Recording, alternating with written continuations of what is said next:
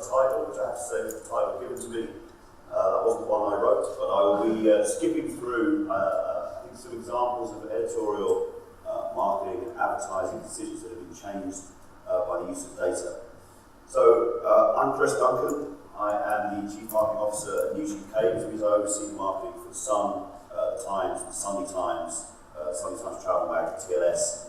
Nowadays also Sun Bingo, Sun Dream Team, Times Travel, the Wine Club, and a whole host of other things that we've launched over the years. I've been talking probably about data and data strategy for, embarrassingly, maybe about 15 years now. And it's actually 10 years, I think, since I was voted the 37th most powerful man in UK data. So it's still up on the mantelpiece at home. I think because it's early and because I'm the first speaker, I think we'll start with a bit of video.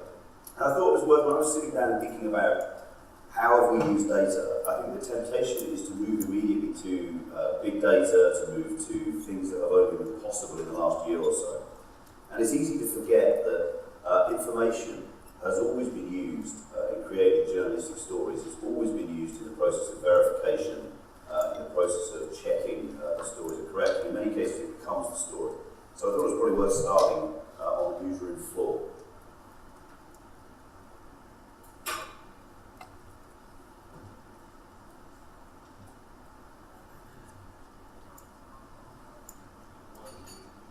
Going to bed, working, eating, going to bed. Putting your whole life on hold. We did feel very cut off from reality. It meant completely leaving our lives behind. We weren't able to see our family and friends. We used to joke about being a bugger, but it did feel like that. Lines drawn, these huge super servers whirring away.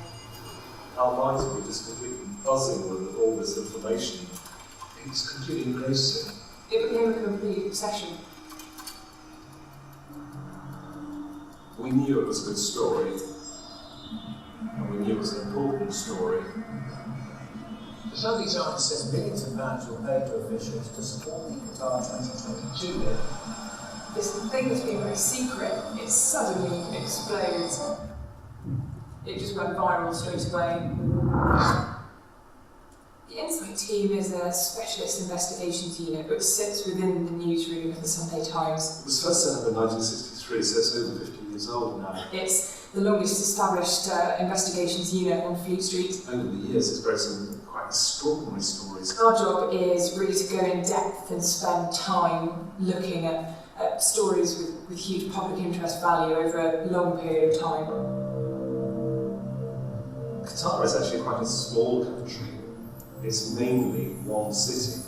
There's virtually no existing football stadium infrastructure. It has no tradition of playing football. It has no fan base. FIFA's technical assessors said it was dangerously hot. There are issues about workers' rights. The threat of a terror attack wiping out the entire tournament was judged as high by FIFA's own security assessors. Workers have been dying, building the infrastructure. In every possible way, it is a disastrous place for this tournament to be held.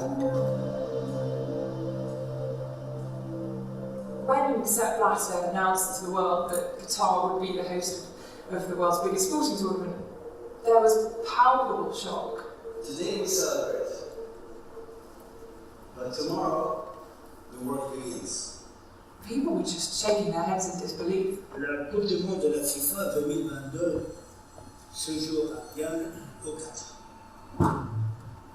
We were approached by a source, and it was through this particular source earlier this year that we were put in touch with people who had millions of documents and emails, which became the FIFA files. I've never worked on a story with this much evidence involved. Thousands of gigabytes, millions of emails, Telephone logs, bank transfer, word documents, accounts, chat logs. an enormous cache of very explosive documents. There you go. So that was the FIFA files. And, I'm sorry, I was like, if you ever want an outcome at the end of something like that, so we worked on that story for about a year. We eventually broke it, and over the next year, we went through all of the investigations. And if we get lucky, then Sepp Blatter will be in jail by Christmas, which would have been a great sort of use of data, I think. that's very much taking sort of physical data, turning that into news stories.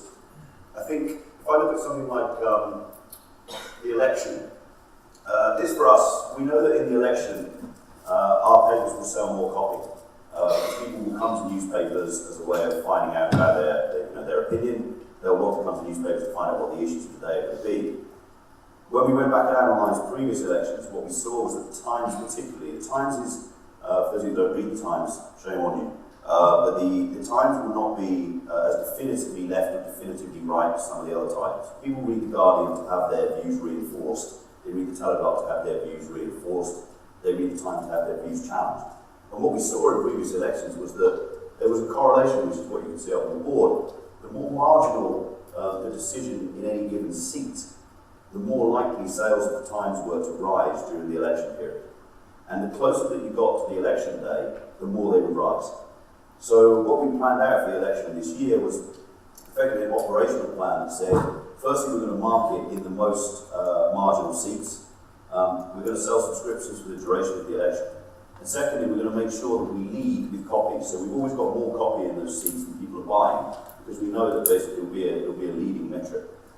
And what we saw was, you can see on the left-hand side, anything that's to the left of the red line, the correlation between sales growth going up on the left-hand side and how tight the election race was. And these are sales at the Times during that election period. So, did it work? We got about a 4 times increase in subscription sales compared to non-marginal constituencies. And we got a 3% increase in newspaper sales during the period of the election. So for us, that was that's kind of an interesting thing to learn. The Sun doesn't have the same pattern at all, actually, because it gets read equally whatever's happening in those constituencies. I think we'll jump on, that's editorials, that's an editorial story to get made. This is now looking at when we think about advertising, and I assume on this track you're going to talk a lot about programmatic advertising. I'm not really going to talk a great deal about that today. I'll probably talk about a couple of things that we've been specifically working on. One is trying to understand the material difference between print readership and tablet readership. So there is for us a very clear definition between print and tablet readership, which is people reading editions of newspapers in a sort of state of flow, and people reading articles on websites and smartphones, which is more of a snacking, jumping experience.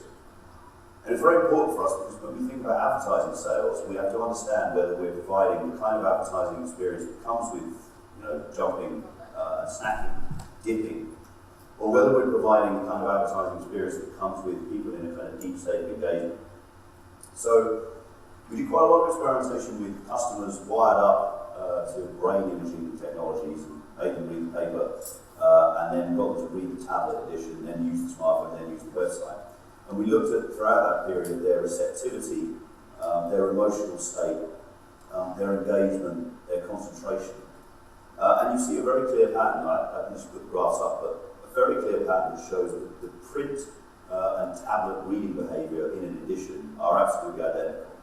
The brain state, the kind of the receptivity, if you like, to messages is exactly the same. When you move to smartphone and web, you see a completely different, much less patient, much faster to move on. Any kind of interruption of anything causes customers to move on. So that gave us 2 things I think to work on. One was that we then knew from a tablet perspective, we have an edition-like experience to work with in terms of advertising experience. And then you start to get into, okay, then if that's the case, on the tablet I know which sections you're reading, but because the Times, particularly as a subscription business, I know what you read yesterday and I know what you read the day before, and I actually know what you've read ever since you became a subscriber, and I know every article in every section. So over time I'm able to build up a very clear picture for each subscriber of what their habits are, and we're able to map that across to advertising, both advertising impressions and advertising click-through rates. And you start to be able to build sort of signals and triggers for different types of advertising. So these are a couple of examples here. Cruise advertising.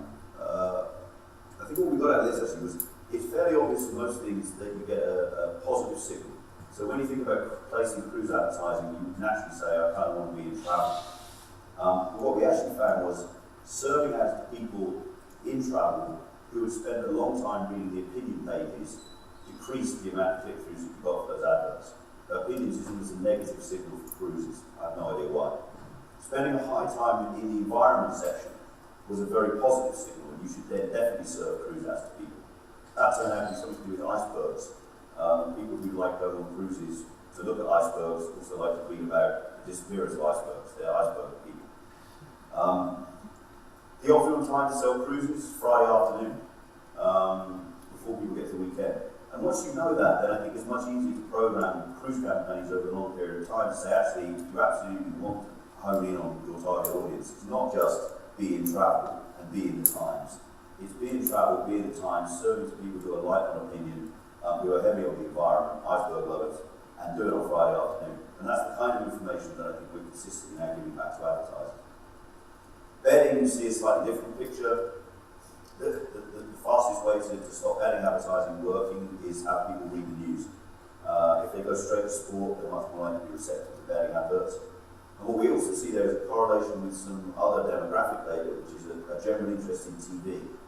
And what it suggests is that people who have a high watch rate for TV are more receptive to display adverts for betting, which probably suggests you're getting an accelerant effect of joint media. They're seeing both the TV work for betting and the display ads for betting.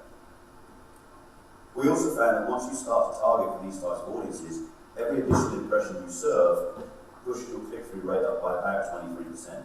So whereas you might say, okay, we would wear audiences out, in fact what you see is there is a continual kind of increase in the number of click-throughs that you get. So advertising campaigns, I think, more to do, but the idea of integrating long-term content leadership habits into the signals and triggers for advertising is an interesting area for us. That's quite detailed.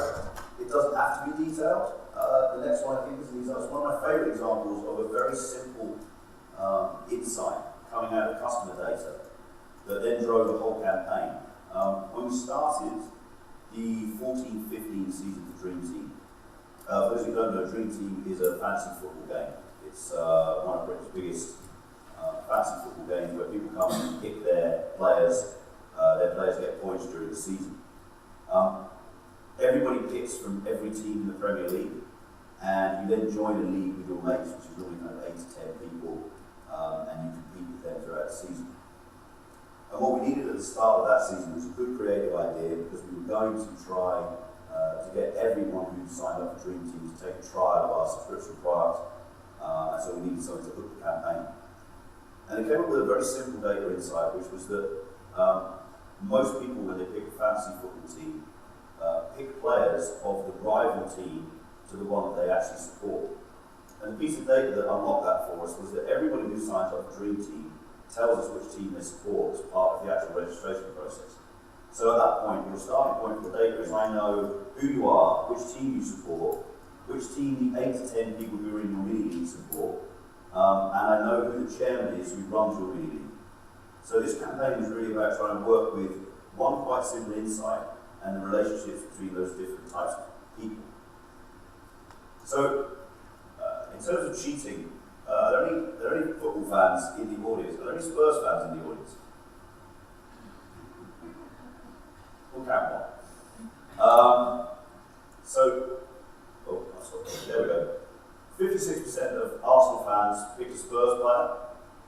I'd be very surprised to come across Palace fans in the audience, but Palace fans are the least loyal of all Premiership clubs.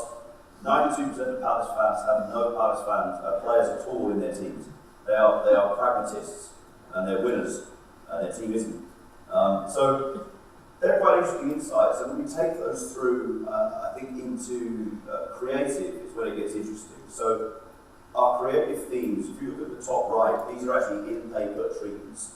And we regionalise these slightly differently. So in Manchester, it was Manchester City, Manchester United, which I think I've actually cropped him out, but is the guy sat crying on the bench there is a Man United fan clutching a City scarf, being consoled by his friend because he's clearly cheated. In London, we ran the Spurs and Arsenal creative. In Birmingham, we ran Villa, and I think it was Wolves at the time creative. And tried to just get as relevant as we could in terms of taking this simple insight as far as we could. The scarves at the bottom are actually direct mail pieces. They were about this long, and they came across like football scarves. And those were specifically targeted. If you registered as a Chelsea fan, you would get the Chelsea creative. You would get on the back the name of your team. So it would say, you are the manager of X team, and you're a Chelsea fan. 76% of Chelsea fans picked a Spurs player. And what we knew was that people either went, I didn't do that, therefore I'm a good guy, or yeah, fair enough, I did that, and therefore everybody does. And it was basically the thing that when we started the season with a big social campaign, all based around hashtag DT Confessions. And we got the whole of last year's player base to come onto social and say, yeah, I did this. My entire defence last year was from Arsenal. I actually picked this guy, I hate him. And the goodwill that we got meant that we hit 630,000 people who gave us their credit card details in order to be part of that team, which was about 30,000 over target, and not many people thought we'd get to 600,000. Clicker is a bit shy, so there we go. The next season, we had a slightly different challenge, which is we've got everyone to give us their credit cards the year before, and we needed to go back with a slightly different approach, which is we were going to change it back to a free game with no credit cards, and we wanted to try and hit 1 million players. We knew we'd seen during the course of the season before that we had had a large amount of success by targeting YouTube stars. Right? So I'm going to say some names in a minute, and you're going to nod. If you're personal time, I'm going to say things like Cal Freezy, and you're all going to go, oh yeah, Cal Freezy, I've never heard of him. Cal Freezy has something like 1.3 million subscribers on YouTube, and he talks exclusively about fantasy football gaming. There's a couple of guys called F2 who you've never heard of, who have 2 million subscribers. There's a guy called KSI who does what I do with my thoughts, the FIFA kind of game, playing FIFA games with Premiership footballers, who has a couple of million subscribers. And what we try to do with Dream Team is to say, look, if we can actually get these guys to be part of our Dream Team crew, they'll bring an audience that is slightly different from the one that we've got. They bring a kind of validity that the Dream Team brand benefits from. And it also really speaks to that kind of 18 to 25 audience who, for these guys are rock stars. One of the great insights for me was we had KSI came into the building at the same time as Ian Wright, who was an ex-Arsenal and England footballer, probably about 45. The sports desk that, love Ian Wright, because he's one of our columnists. And Ian Wright and KSI came out the lift just as our graduate intake came around the corner. They ran straight past Ian Wright, didn't even know who he was, and were all posing for pictures with KSI. And most of the people in my office stood there going, okay, we hit on something here. So what we did in this piece, we tried to build a video. We worked with a company called Unruly, who subsequently have actually been acquired as a News Corp company. But what Unruly do for us is, in the planning of our video, and our social video, they put it into something that they call Share Rank. So we created a video, in this case, which was the meeting of all of the YouTubers. So it was the meeting of the Wheelstone Raider, KSI, all the ones I mentioned, in an underground garage coming together to talk about how their dream teams were going to beat the other guys' dream teams. We produced the video, we played it to a panel, and then we looked at the response from that panel. And what ShareRank tells us is, if you look at that middle box at the top, which is actually a hilarity index, which is a new piece of data for me, but which was looking at what point do we get extreme emotional reactions from people watching the videos. And the peak point of hilarity in this video is about 55 seconds in, when there is a joke which is too rude for me actually to show you the video, but is the peak point of hilarity in the video. When you look on the top right-hand side, what you'll see is people, hilarity comes through, there's amazement, there's a little bit of confusion, so we dug into what that was around. And when you look at the bottom right, what it's saying is people that are coming in here tend to be interested in opinion seeking and conversation starting. So what we knew was from the video, what the job we had to do with the video was make sure that it was something that they would be able to share with their mates. So there are a few things that came through. For increased sharing, we introduced at the peak point of hilarity, 55 seconds into the video, we introduced a panel that came up and said, share this with your friends. Because we find that if you introduce the ability to share at exactly the point of kind of maximum hilarity, you'll get multiple times more shares than if you leave that till the end of the video, by which time hilarity is subsumed. And we wanted people to share, and what we found out on the right-hand side was that actually people wanted to share, about 8% of people wanted to share with text. So we made sure that by the time we released the video, what they actually meant was instant messaging. So by the time we released the video, we introduced WhatsApp as an option that people could share with, and it was probably the third biggest channel that people used. So a lot of this is really about us planning before we then release the video into the wild. The bar at the top was looking at when you could see the sun and pick the free teams. The result that when we first ran it, what we saw was that people got to the end and said the video was great, I thought it was hilarious, I think it was about YouTube. Which for us was not what we thought it was about. We thought it was about people signing up for dream teams. So the introduction of the big red banner, the big free team, the calls to action that sit on the video all the way through were introduced to make sure that by the end of it people knew that it was a Sun dream team video. So we do all of this, I think, before we broadcast. And what did we get? In the end, 189,000 views via the Unruly piece, and actually a ton more through Facebook, but we tuned the video in order for it to work on both platforms. 75% completion rate, which for these kind of videos is extraordinarily high. And at the end of the campaign, the Dream Team target audience of 1 million actually came in at just under 1.3 million people who played the game. And one of the biggest fantasy leagues in it is KSI's league, which has around 200,000 people who have all joined that league to be part of their kind of YouTube Idols fantasy journey through the season.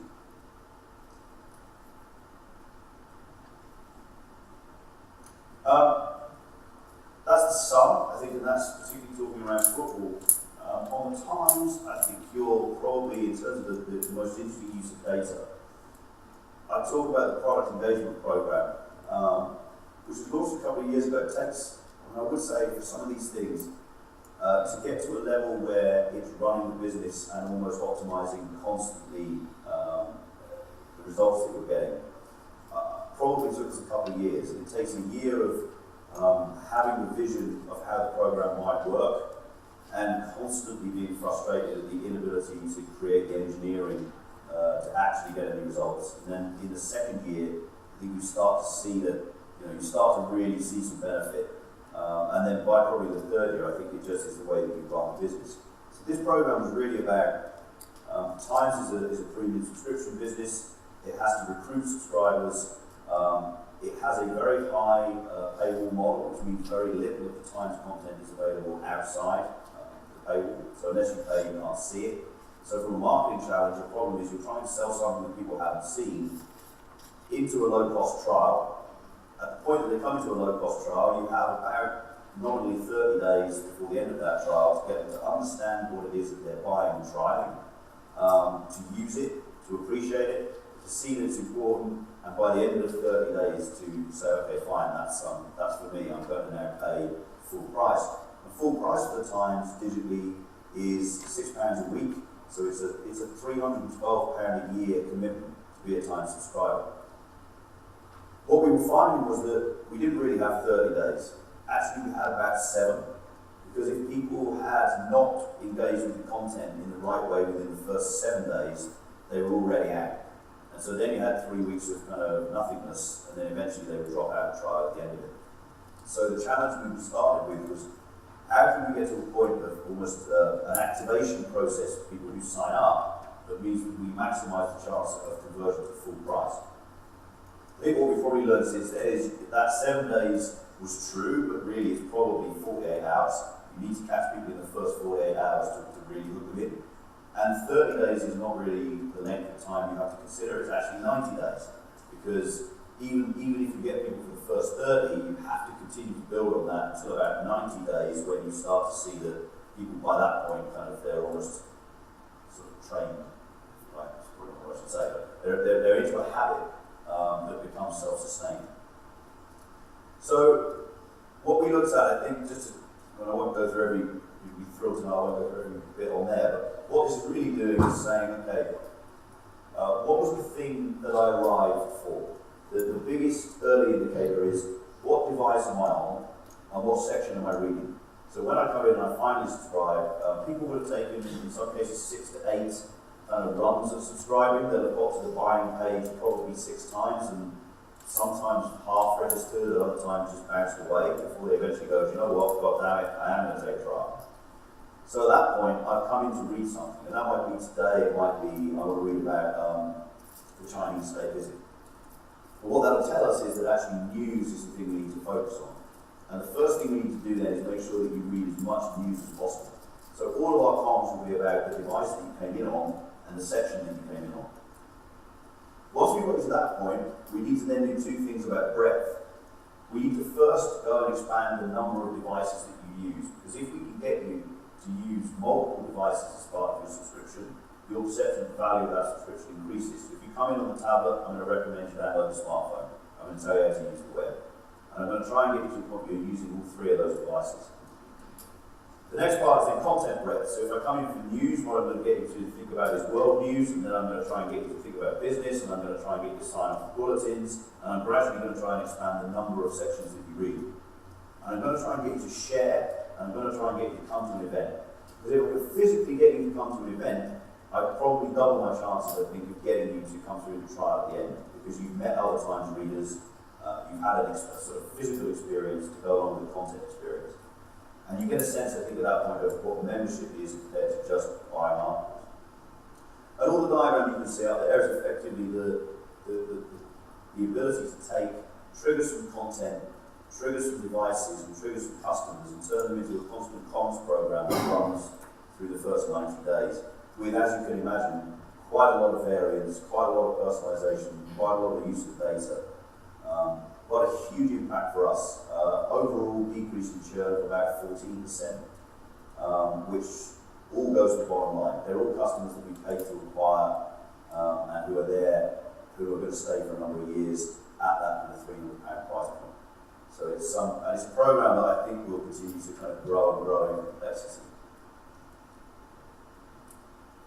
It sounds like kind of a very cyborg machine automated process, but I wanted also to pick out how do you then take that and turn it into service experiences as well. We take the same, a lot of what we have to build, if you like, in the engineering and the plumbing that tells you that people are reading different things on different devices. We program that in and put that into the call centers. Because if you're trying to save a customer, the most interesting thing to be able to do is to talk about content that is in the section that they read or events in the areas that they're interested in that are in the future. So when you phone and you say, look, I'm coming to the API, I don't think I'm really using it enough. And the person at the end of the line can say, well, actually, it's interesting, you don't really use the smartphone. You only really read the edition in the morning, as far as I can tell, so you don't really use the smartphone. Have you tried that? No, I haven't tried that. Well, I'll tell you what, we'll give you a couple of weeks. Why don't you go and use the smartphone and then call us back and see if you still feel the same. Huge decrease in the number of people that leave. If you can say to people, I know you're going to leave now, but actually, I stick around for the next month or so. You actually got Mike Atherton is going to interview Sachin Tendulkar at Lord's, and I know you're a cricket fan. So I'd maybe hang on for that, because that is something that I think you'd be interested in. Again, huge decrease in the number of people that leave. So, giving service agents data that's individualised for each customer, that actually gives some snapshot of what they've used, we're seeing having a huge increase in our save rates. And this example actually is I quite like this example, partly because it's quite rare that we've been trying to get Sachin Tendulkar to do a Times Plus event. Sachin Tendulkar, for those of you who don't know, is probably the biggest Indian cricketer of all time. In India, he's like 10 times bigger than Beckham. Hasn't been able to walk the streets in India for about 20 years. To the extent that he actually lives in London, around the corner from Lord's. So he brings his kids around at night in their pyjamas to go in the nets at Lord's, which is what you get to do if you're an Indian cricket legend. But he agreed to do an event for us at Lord's, and we knew about that with about 3 weeks to go. And the challenge that we had was, you could actually get about 200 people in to see this event. And we knew that if we put tickets out, we would have people subscribing purely to be able to go to the event, because he is such a draw. That people, I went to the event, people weeping when he walked in because he was in the room. And so we knew that we would basically sell the thing out. And the problem that would create was that the Ted Ilker fan club moves faster than the average Times cricket fan. So by the time the Times cricket fan found out we had Ted Ilker, all the tickets would have gone. So we went back into the customer systems and we basically pulled out every Times subscriber who had read a report on Indian cricket in the last 3 months. And we contacted them from the contact centre outbound to say, we have an event with Sachin Tendulkar, would you like to come? And we sold out the event from outbound to people who'd actually read Indian cricket articles before we ever actually put it out publicly. By the time we put it out publicly, we only had about 20 tickets left. So we had to tell people it was happening, but then it was sold out. For me, it's very important because it meant that everybody in the audience was an existing subscriber who got a benefit of the fact that we've been able to get Tendulkar, rather than a group of people who come in and take the trial, see the event and then bugger off. And frankly, if you can get your subscribers to an event where Sachin Tendulkar gives them a signed book and they literally were quivering with excitement, your save rates are getting improved. So it's a good example, I think, of building a big machine that then lets you do quite personal things for customers. So I think that's a whiz through the case studies. Apologise for my slightly odd build on that. I thought I'd finish just with 3 quick questions. I think looking forward, I woke up this morning to find we launched on Apple News. I'm in conversations at the moment with instant articles. I'm talking about Google App. I'm talking about YouTube subscription service. I've never been on more platforms. Frankly, as a marketer, I've never been in less control of the customer experience. And one of the things that drives customer experience hugely at the moment is data-driven decision making, which gives me a real problem because as a brand manager, I understand that my customers expect a sort of responsive customer experience from the platform that they're on. But I don't control the data on the majority of the platforms that they're using. So what they're actually getting is a Facebook optimized experience driven by the data that Facebook own and I don't see. They're getting an Apple experience now with data that I don't know, and I see bits of, but only my bit, not everybody else's. Social will continue, I think, to generate deep data of a type that won't be shared. And I will have, for example, deep subscriber data of a type that isn't shared when my subscribers are using Apple News, because there is no feedback loop from the subscription experience into Apple News. It's going to become a problem, I think, because we're raising expectation levels of how personalised and how targeted things could be.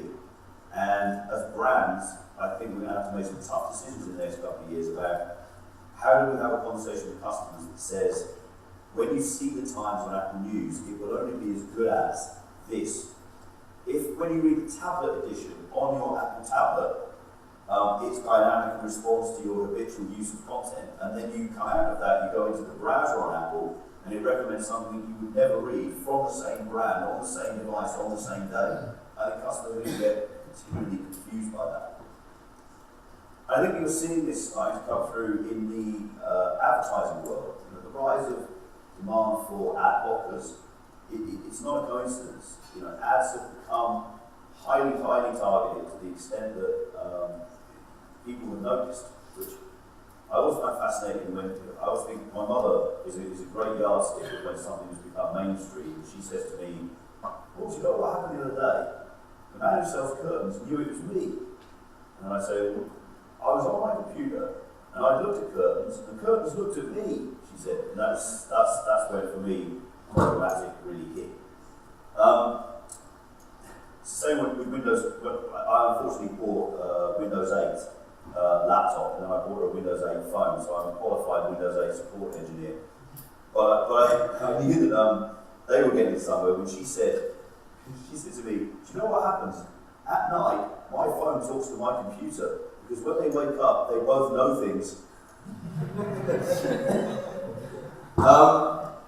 But advertising, I think, is at a kind of crossroads, which is that advertising has built a series of data pools. It has built the middleware in the advertising experience is extraordinary in the number of people collecting data and using that data to optimize. But to some extent, every one of those, as long as you've got fractured data, smartly optimization will come with the experience, because everyone is optimizing on a limited amount of data. That problem is only going to get worse. And from a brand perspective, you're going to have to be very careful about how do you manage that, because you're responsible for the advertising that your customers will see, your prospects will see. And the last part that I think is, what do we see as the evolution of the relationship between platforms and publishers? Apple News will be the first time we launched the tablet edition of the Times 5 years ago, so 2010. Apple News will be the first time that we will actually have received article level data from Apple. It be as true, it won't be very good, it will be very limited, but it's the first time that they've almost had to share some custom data. Instant articles and Facebook will be the first time that we'll be able to use omniture measurement to count Facebook usage on the Facebook platform on our own analytics packages. So you are starting to see the beginning, I think, of publishers having a conversation with platforms that says, I can't really do the things that you want to do unless you start to share some of the information that you have. The balance that's going to be very interesting, because actually the secret of the monetization success that Facebook have had is their almost ultimate control of the data. And as they have to share that data, because they're going to need publishers to be able to make more money than they are at the moment, in order to keep giving their content away for free, you're going to have to see the balance shift between the amount of data that's public between the publisher and the platform, the amount that's controlled by customers, the amount that's controlled by customers' ad settings, all of that's going to change. So the next 4 or 5 years, I expect to stand up if I come back in 2020 with quite a different set of case studies, hopefully based on some form of a unified data set which has moved on, and a platform relationship which has enabled kind of true sharing of data between publishers and platforms. I think that's all I'm going to say today, so I don't know if there are any questions, if I have any time for questions.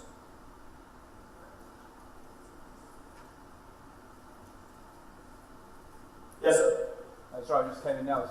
Is the Sun going to leave the paywall at any point soon? I just assume that the Times and the Sun are very different. I would guess that the Times being what it is, it's going to stay behind the paywall, probably making lots of money out of that. Whereas the Sun, I imagine, perhaps the Mail are just taking your articles from print, sticking them online and making lots of money off the back of your work. I couldn't possibly comment on the last bit for competitive reasons, but it takes about 6 minutes roughly for an article to appear, which is eerily similar to the one that was published 6 minutes previously on the Sun. Always attributed, to be fair, 4 paragraph under the picture in very small letters.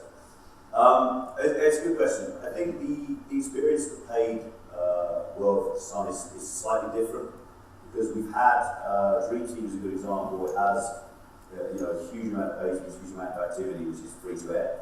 Sun Nation through the election was free to air.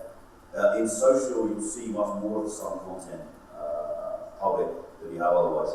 So I think the subscription experience slightly has been around a gold product and a tablet edition product. So I think we're constantly looking at what's the best outcome, or what's the best balance for us. It has a slightly different challenge to the Times, because the Sun is a mass audience brand. Yeah. And so, it's Britain's biggest newspaper, and digitally, it's difficult to be both biggest and paid. So I think that's a constant challenge that we have to look at. I think on the tablet edition front, I do think that everything we see in the kind of, as we talked about earlier, everything we see in the brain wiring of people reading tablet editions compared to print editions says it's a substitution experience. So I think we would make tablet edition reading free at your peril, because I think that is the experience that print readers will eventually migrate to. But I think looking at article level, a straight news article, Princess has baby, it's pretty hard to keep exclusivity behind subscription for that.